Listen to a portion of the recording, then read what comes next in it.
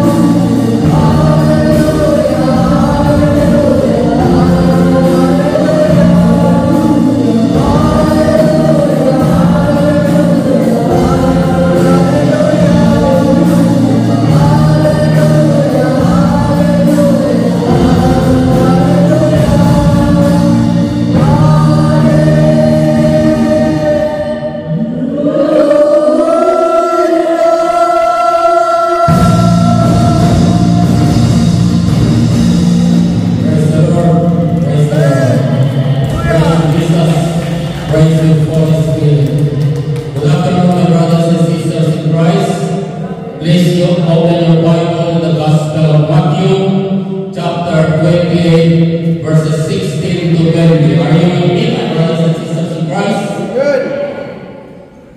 The 11 disciples went to the field in Galilee where Jesus had told them to go. When they saw him, they worshipped him, even though some of them doubted. Jesus drew near and said to them, I have given all authority in heaven and on earth.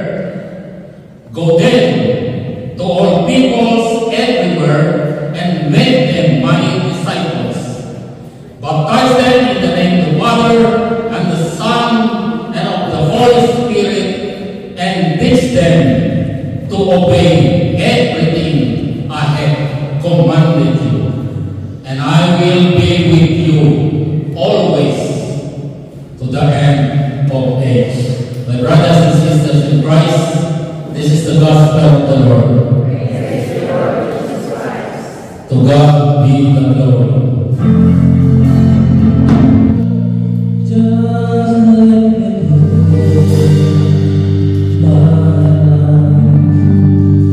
Let me please Him, Lord, to Thee, and should I get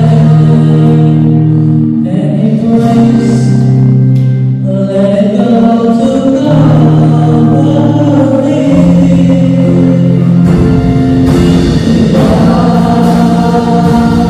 be the glory, to God be the glory, to God be the glory, for the things He has done. His love, He has saved me. His power, He has saved me. To God be the glory for the things He has done. For the things He has done. For the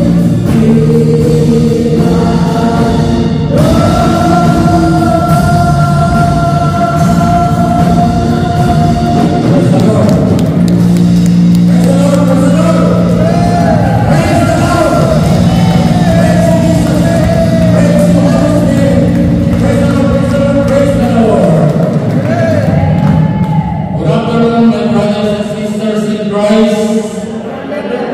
For those who do not know me, I'm Brother Renato, just call me Joe. And again, good afternoon, my brothers and sisters. My topic for this very afternoon is about disciples, about discipleship.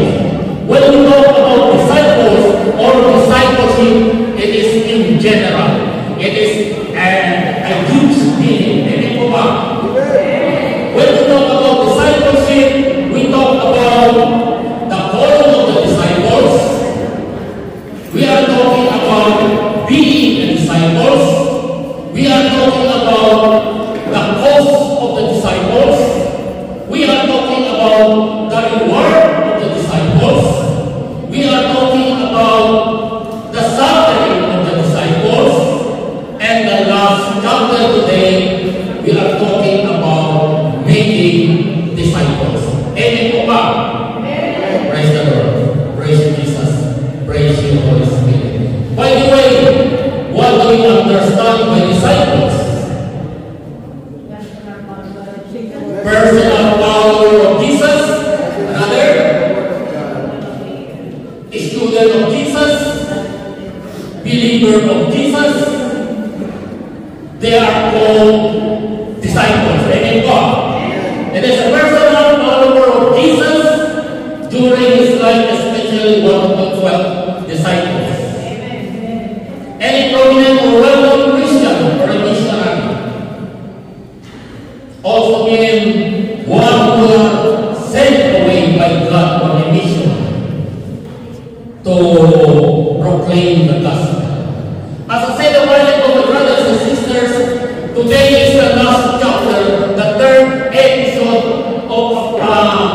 of this topic about discipleship. When we heard 3 weeks ago, 3 weeks ago, what the Bible says, what the gospel is all about, it said, go to all nations and to all creation and proclaim the gospel.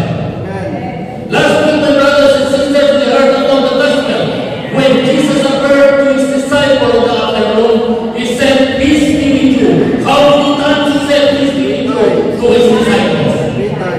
3 times. And then he said, after that, he prayed to them, the Holy Spirit, receive the Holy Spirit. As the Father has sent me, so I send you.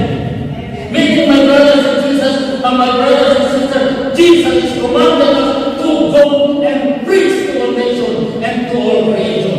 Jesus is sending us to go and make disciples.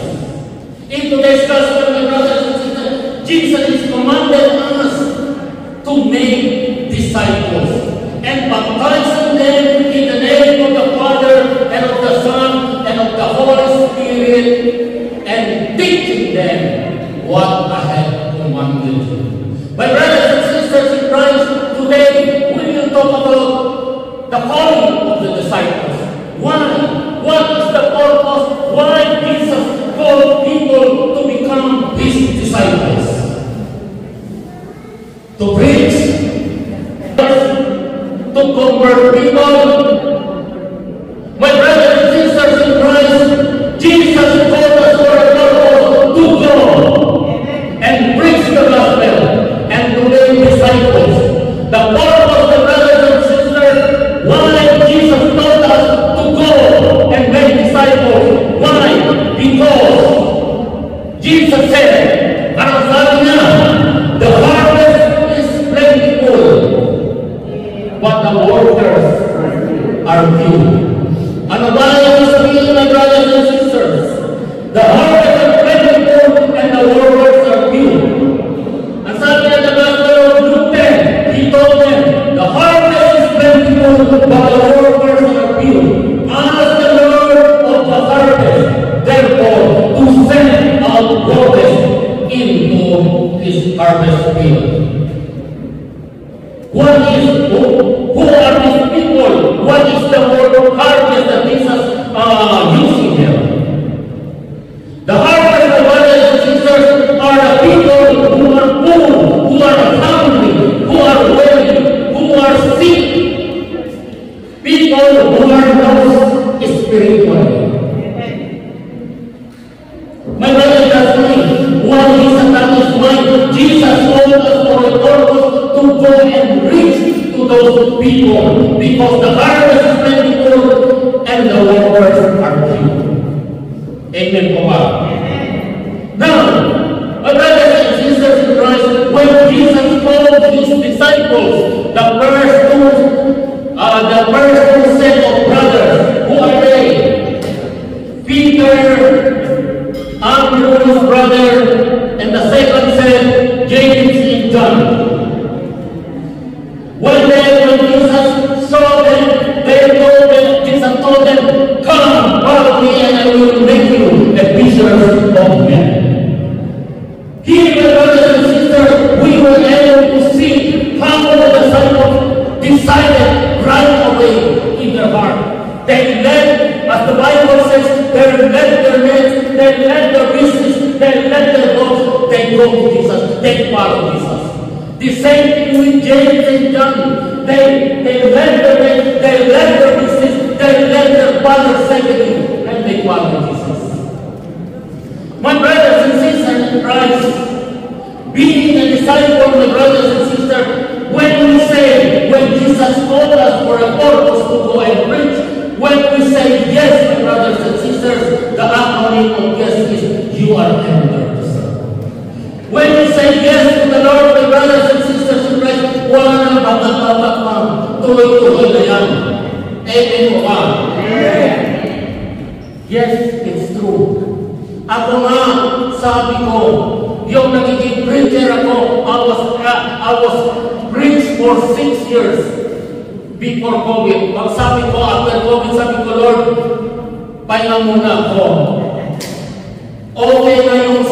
years nag-preach ako.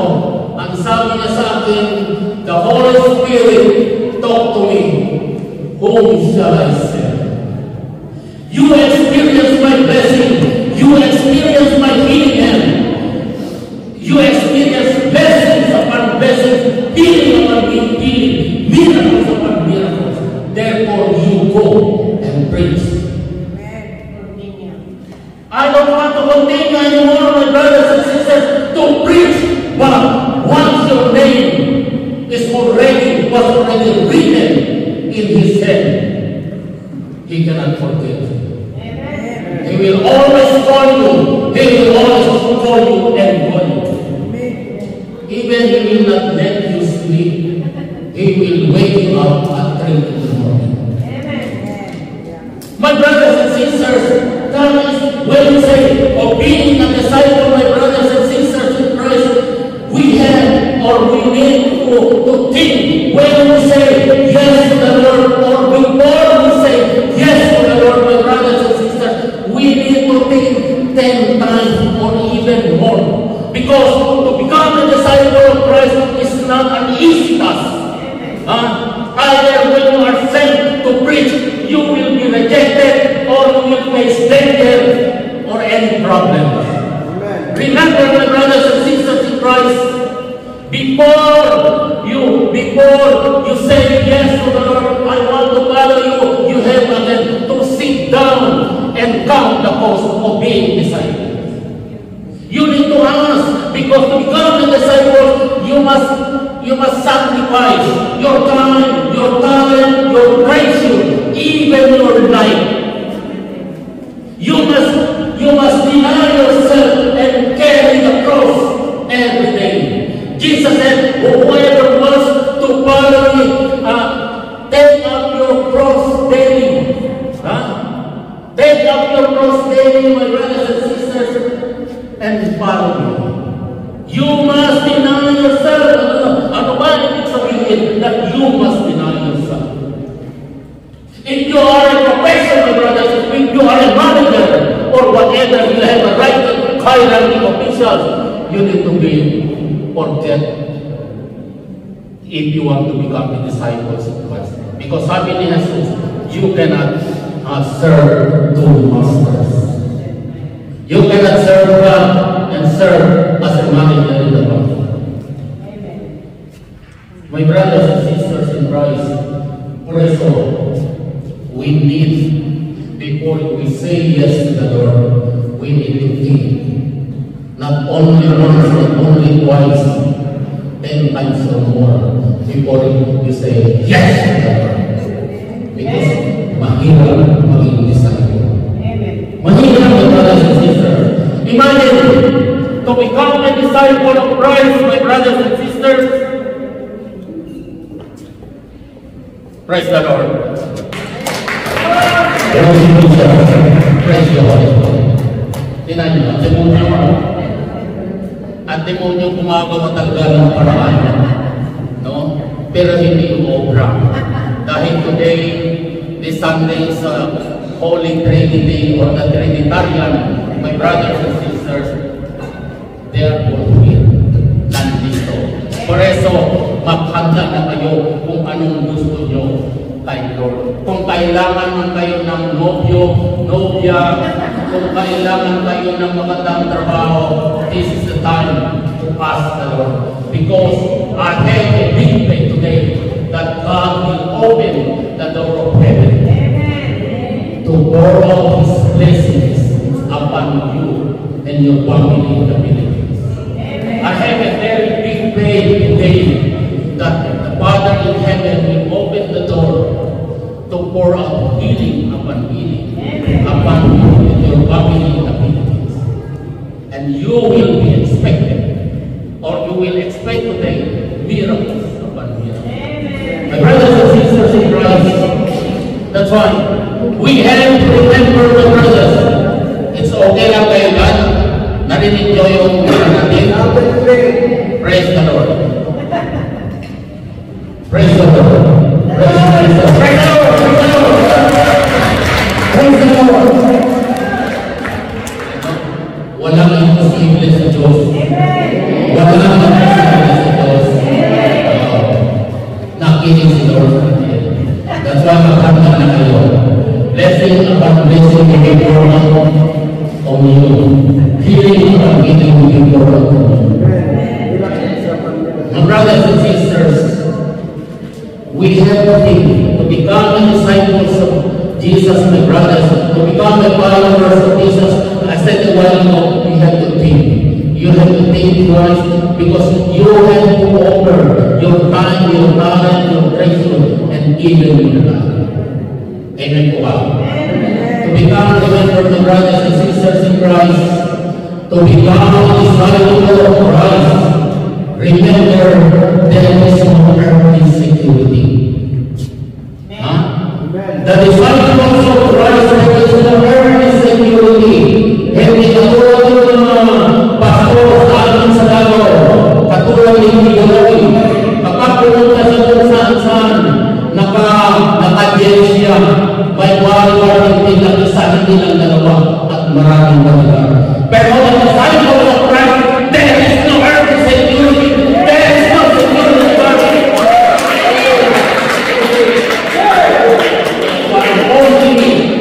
What only the security for the disciples of Christ. Ang sabi nito, Jesus, I will be with you till the end of time. Whenever I send you, whenever I send you and wherever I send you, I will be with you till the end of time. Another thing, my brothers and sisters in Christ, to be the disciples of Christ, the only security for the disciples of Christ is the spiritual security. What are those spiritual security? All the armor of God. Disciples of God, you need to know the helmet of salvation, the breastplate of righteousness, the battle of truth, the shoes to proclaim the gospel, and the sword which is the word of God, and the shield of faith. That is the only protection for the disciples. That's why, as a disciple of Christ, we need to trust the Lord. We need to trust that His presence is always there. As He promised, wherever there are all gathered in His name, He said, I am in the midst of them, and I will not leave you nor forsake you. Till the end of time. The disciples of Jesus, my brothers and sisters in Christ, there is no earthly ties. Ano ba yung sabihin ng earthly ties? Hindi na tayo nakatali sa ating mga asawa. Hindi tayo nakatali sa ating mga anak. Hindi tayo nakatali sa ating profesyon. Hindi tayo nakatali sa ating posisyon. Hindi tayo nakatali sa ating kayamanan. Alam niyo kung bakit? To become disciple of Christ, you must forget everything. You must reject everything because sa kawal yan. Diba? Like for example, if you're said, like for example, the council will tell me, okay, brother, you're going to Alberta. Pagkatapos asawa ko naman, hindi pwede. What you say yes to the Lord? Yes, Lord. Ano sabi niyo? Yung go. Yung 3 weeks ago about the gospel, they're going to proclaim the gospel. Hindi tayo nakatali sa ating profesyon. Hindi tayo nakatali. Mga brothers and sisters. As I said, sa kawan yun. For so, once He said, if you want the cause of the disciples with you, you need to take and take and take and take. Amen po ba? Yun dapat.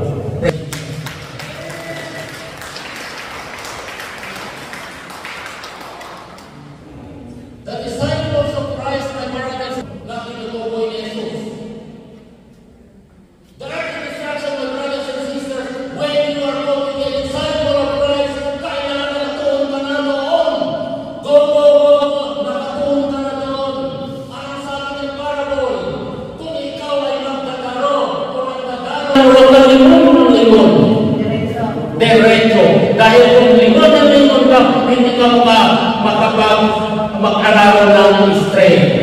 kung tingin ka sa likod. To become a disciple of Christ, my brothers and sisters, don't look back in your old life. Huwag naman tingnan pa yung buhay natin noon. Yes, we are sinners. I am the sinners. I sin against God in those words and deeds every day of my life, every hour, every second, every minute. But the moment I stand in this pulpit, I will always say, Lord, use me only to be an instrument to proclaim the gospel. Why? Because it's time for our daily bread. Jesus was not here anymore. He is in the Father's house, preparing a room for you and for me and for all of us. Because He said, today you will see me, and later on you will not see me, because I will be going to the Father and prepare a room for you, so that when I am, you will be also there. You're not also an you're not also an That's why, to become a disciple of Christ, there are three characteristics in choosing to be a disciple of Christ. Number one, must be obedient. Obedient to the Word of God. Second, must be loving. Love one another. Number three, itong pinakamahirap. The disciples must need to be fruitful. Ano masabi? The disciples need to be fruitful, need to produce fruit that will last forever. That is in Galatians 5:22-23. Praise the Lord. Pero nakakalungkot lang. For how many years we been here, listening to the Word of God, we are already mature, but the problem is we still don't produce fruit. What is the parallel of the fig tree, my brothers and sisters?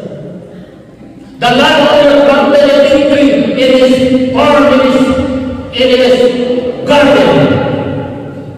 For how many years the landowner is looking for a fruit on his fig tree that he planted, but never find any fruit. And he said to the gardener, Kahit is wasting of minerals of the soil. But the farmer who loves the victory, my brothers and sisters in Christ, he said, give chance until next year. Amen. Kung next year madali aalagwaan ko, kung next year, if next year, that victory will not produce fruit, sabi niya, you cannot. Napakasakit, my brothers and sisters in Christ. Now, my brothers and sisters in Christ, today, as I said, it's the last chapter of our gospel. To make the disciples, my brothers and sisters, it is a great commission. As sabi ko, this is the last chapter of making or fulfilling the Great Commission. Ano ba ang ibig sabihin ng Great Commission? We have to remember, my brothers and sisters, the Great Commission is telling us to go around the world and preach the good news, baptizing them in the name of the Father and the Son and the Holy Spirit, and teaching them what I have commanded. My brothers and sisters, one,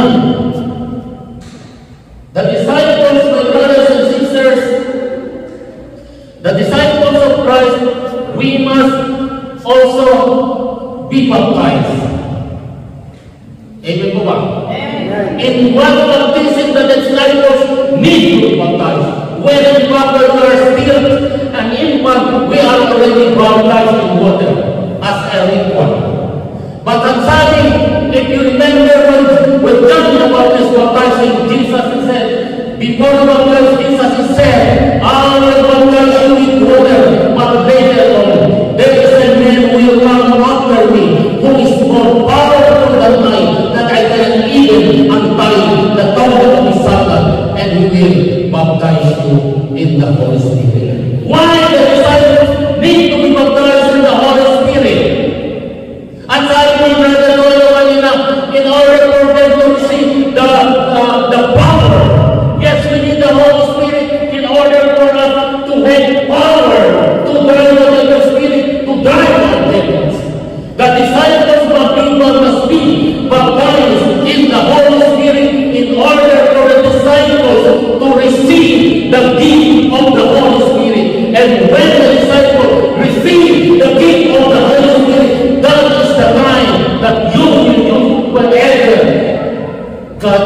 sent. Amen. Because we cannot be prospered, we cannot make the mission possible if we don't have the power of the Holy Spirit. What happened in the Son? What happened in Pentecost? Because we have to accept. We have to accept. As the disciples, I have to accept it. Pinabayaan natin ang vineyard, ang vineyard, ang farm nila sa tayo. God planted a vine in the Son and in Pentecost, my brothers and sisters in Christ. But when the vine grew, when the grows, my brothers and sisters, ang talahib din, nakisabay din. Because of the disciples, there is no sophisticated tools to cut off the grass, to take care of the farm of Elsevier. Yun ang nangyayari. Na-overpower ang talahib doon sa vineyard, sa vine. Por eso ang vine, ang ubas ay namatay. Nakuha niyo ba? That's why we need, my brothers and sisters, we need to be baptized in order for us to receive the gift of the Holy Spirit. And then, when we have the gift of the Holy Spirit, we will be able to work together. And our mission will become a very, very successful. Hindi na mission impossible, bagkus mission possible. Amen po ba? The disciples of Christ, my brothers and sisters, yung sabi ko about the Great Commission. The Great Commission, my brothers and sisters in Christ, is not only to convert people. It's not only to evangelize people. It's not only to make a great revival. But the true meaning of making disciples, my brothers and sisters, is to call a person to be his disciples, to walk with him every day, to reach out, to go in his house, to teach him, to teach him how to pray, how to proclaim the gospel, and then baptizing them and send them away to make another disciples. The disciples of Jesus, my brothers, is not only to go and preach, not only to go and teach, but the disciples of Jesus, my brothers and sisters, they were ordered to go and heal the sick. We are all disciples, my brothers and sisters. If you only believe and trust the Lord, God will give you the power to heal those people. During my comeback, my brothers and sisters, I saw one sister dito. Kung maglalakad pa ganun-ganun. Sabi ko, sister, ano ba yan? Sabi niya, brother, sakit na utot ko. Before, I think before anniversary, I was assigned here. Ang sabi niya, brother, open your spirit. Ang sabi niya, brother, masakit ang tuhod ko. Sabi ko, do you believe in God? I said, yes. Do you believe that Jesus is the Son of God, who is willing and able to heal you? Yes. The Bible says, my brothers and sisters, in the Gospel of Matthew 18:19, ano sabi niya? Open your spirit. If two of you in this world agree in prayer or on a pulpit, that whatever you ask to the Father in the name of Jesus Christ, He will give it to you. And I ask you personally today, do you agree with me in prayers on the pulpit? I believe that today God will use me to heal you. God will use my lips, my mouth to be an extension of His mouth and tongue to preach healing, to preach you, and tell you to receive healing. My brothers and sisters in Christ, to become the disciples of Christ, how can you go to a mission or a mission kung may sakit ka? Paano ka maglalakad kung magandang naman? Ngayon, tutuloy ko yung share. Sabi ko, agree with me, brothers. We pray there. Umiyak ko, share ko muna yung mga. Sabi ko, in the name of Jesus, pray that you are already healed. 2 weeks ago, nakita ko. Oh, sabi ko, sister ko, ano yan? Ay, brother, magaling lang.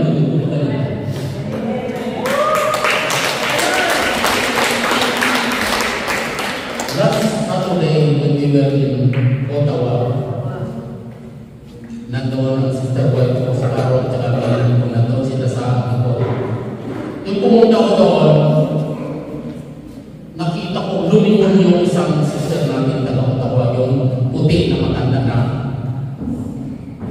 Sabi ko sa kanila, itong babae na to lumapit sa akin. Sabi niya, brother, can you pray over to my cousin?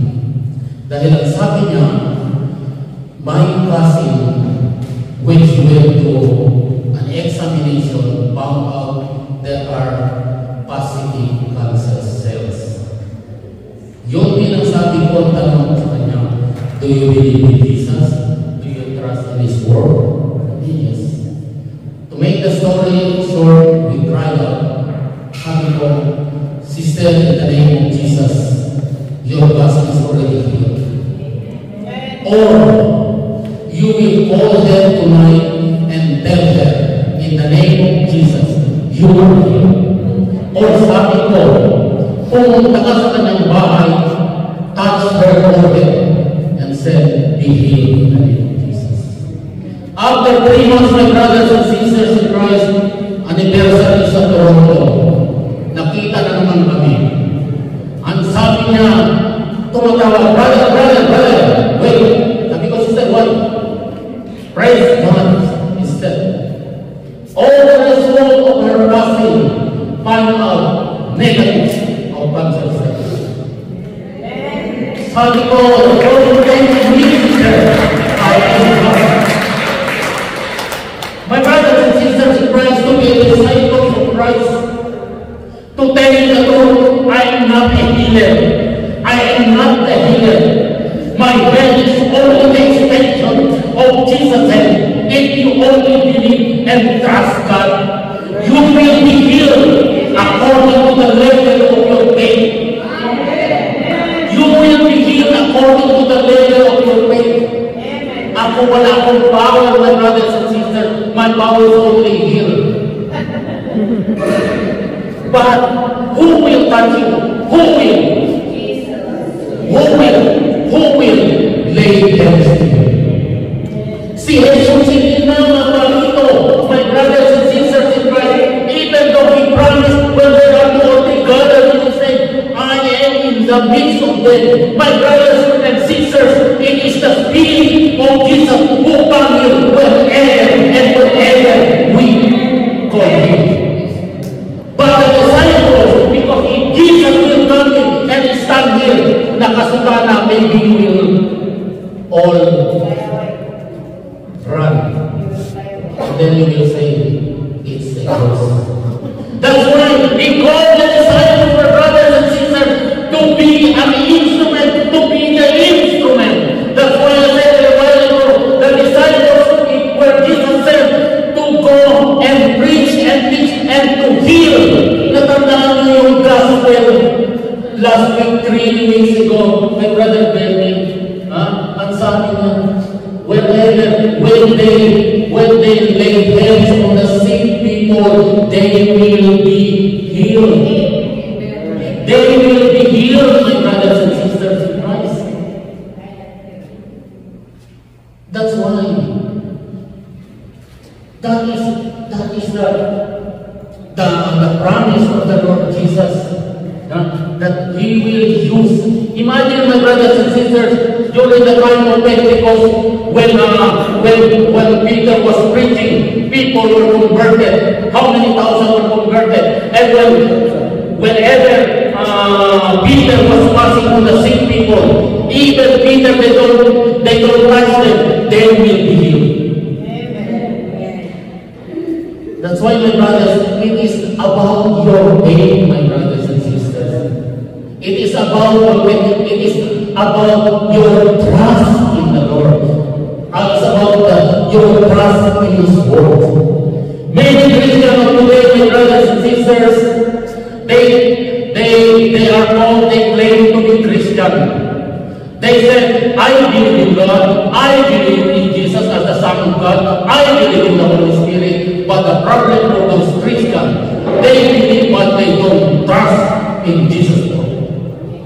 Ang sabi na sa book of Exodus, I am the God that healed thee. I will not send sicknesses, the same as I said to the Egyptian, for I am the God that healed thee.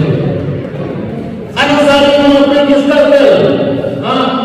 Ang Diyos ayaw ng Diyos na tayo ay maging alinin sa sakit. Ang gusto niya, tayo ay magaling in order for us to go to the mission, to the mission that Jesus is telling us to do the Great Commission, to continue the Great Commission. Pero paano na kung tayo ay masakit? Of course, hindi tayo maglalakad. Amen po ba? Praise the Father. Praise the Jesus. Praise the Lord.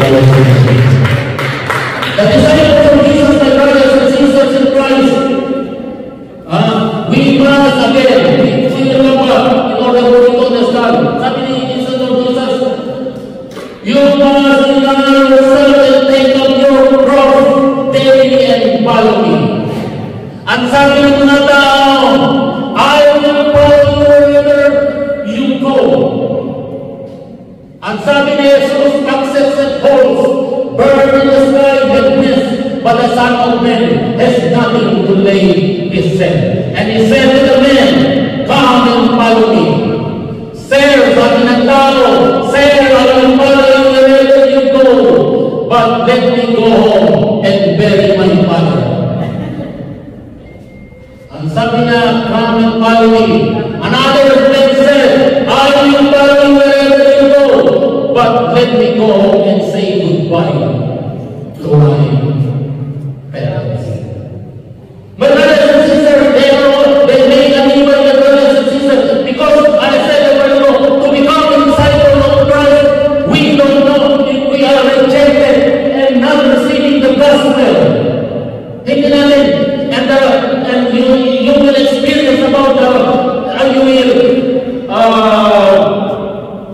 experience or the story about the disciples of Jesus. They were faced dangers and even they were persecuted.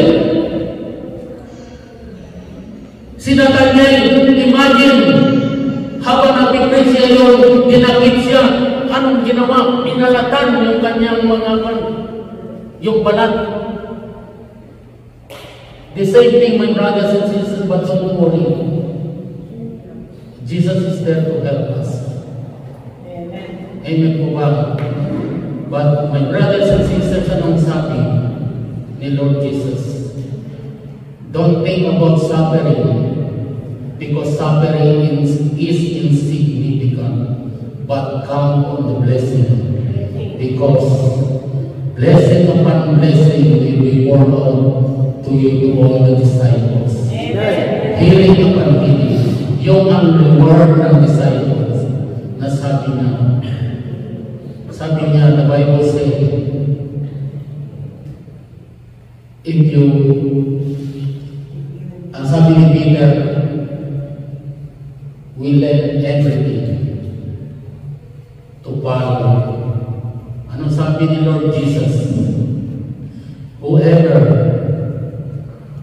leave their parents, their brothers and sisters, their houses, will not receive the hundredfold.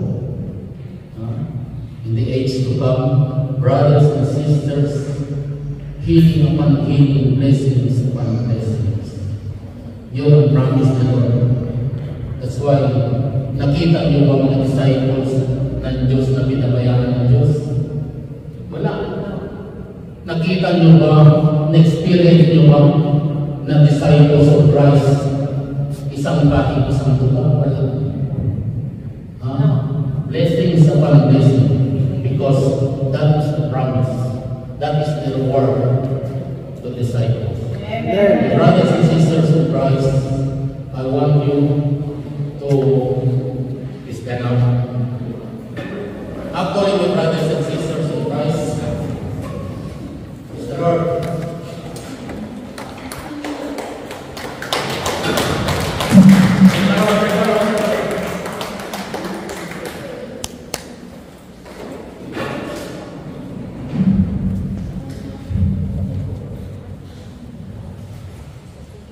actually, my brothers and sisters of Christ, when they asked me, the choir asked me for a requested song, sabi ko huwag na. Kagabi, before I sleep, habang pinagmulay nila yung gospel, ang sabi, bakit hindi ikaw na lang kumanta? Bakit hindi kung sa video okay magaling ka, tapos dito, hindi ka makakanta. And brothers and sisters, that's why it's so good. For reason din ako tumawag sa mga choir para ma-research. Now my brothers and sisters, I want you to close your eyes. Praise the Lord. Lord, here I am.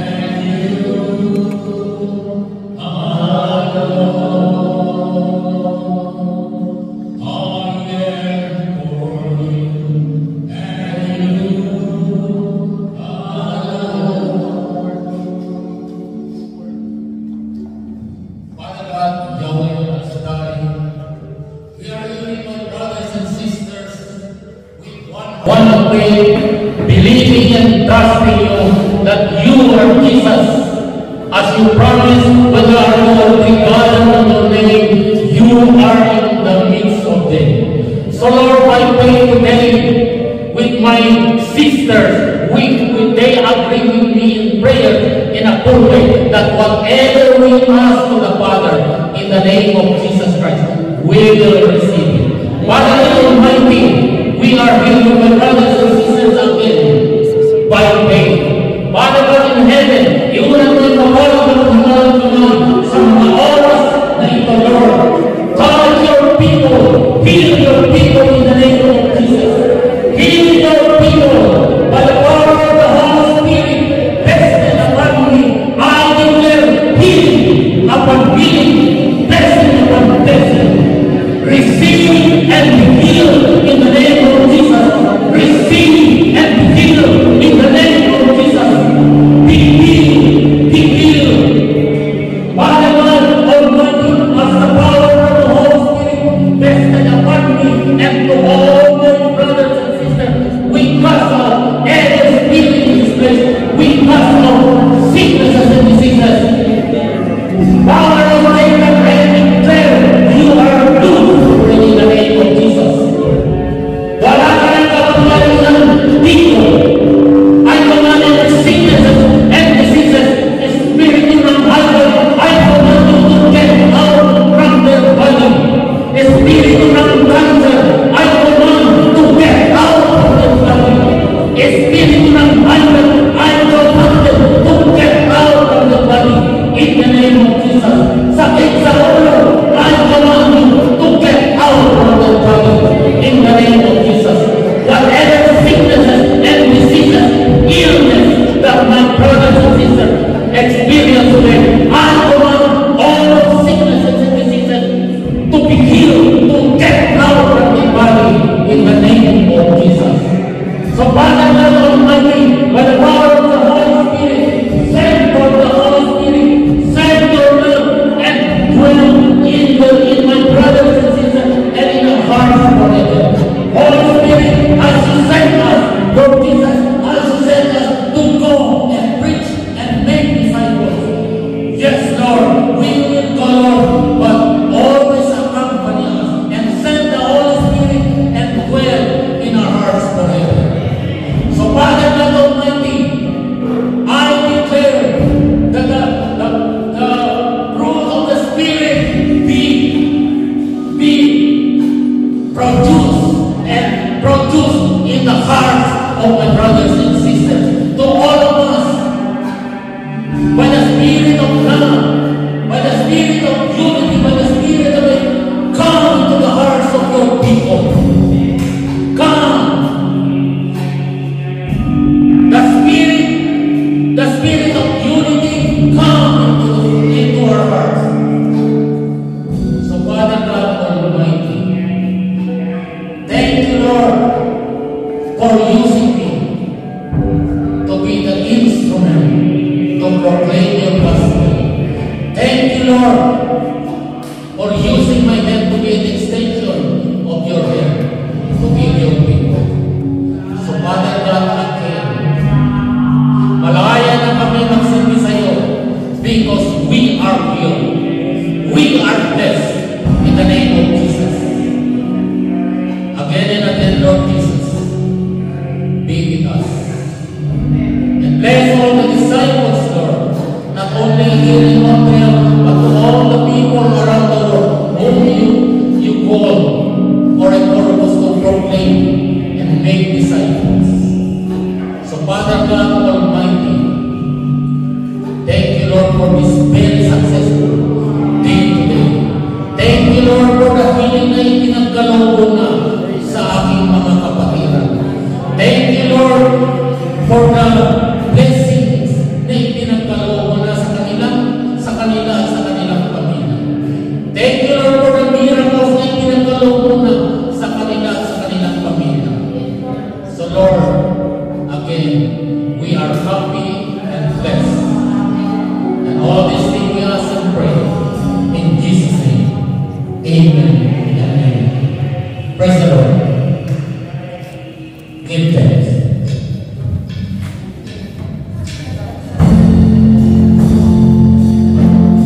Father God Almighty, in the name of Jesus, please lift up your prayer request. Whatever you want to offer to the Lord, your papers, the papers of your family,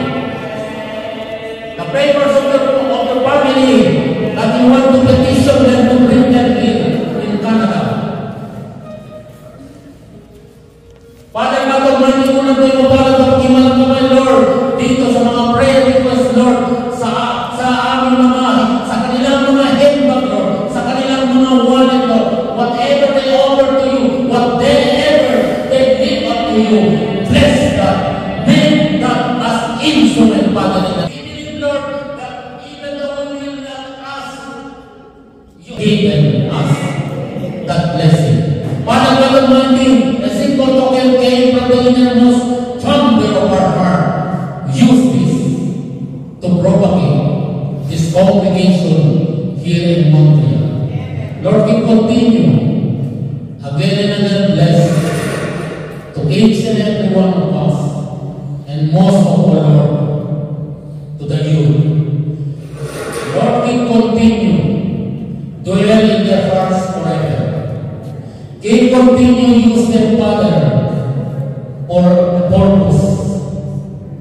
We continue, Lord, bless their family, Lord, their parents, their school.